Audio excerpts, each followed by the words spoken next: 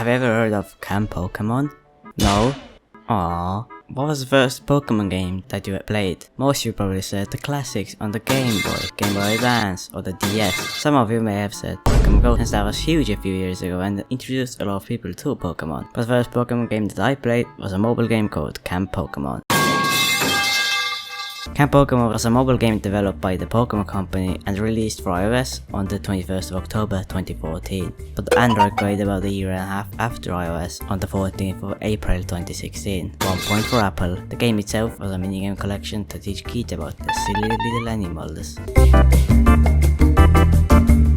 The game's premise is simple. You are an aspiring Pokemon trainer at Camp Pokémon. The first thing that you will see in the game is the island, which is your main menu. Here you can access the cabin, where you can access the photo booth, where you can input or take pictures, and decorate with pins and borders. Pins which you get from playing the minigame, and the reward book, where you can see rewards. On the island you can see the photo booth, the Pokemon Theater, where you can watch Pokemon TV, and so on. What about the GGO games? Welcome to the Vexil Silly Tier List. Find the Pokemon. It's Pokemon Snap Tier. Pokeball Throw. Oh look, the Elite Pokemon Go, B Tier.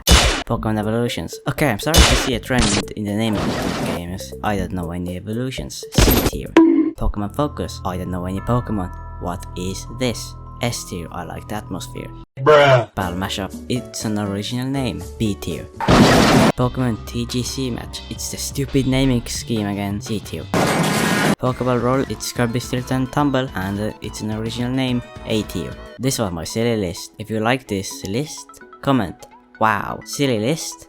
Enjoyed.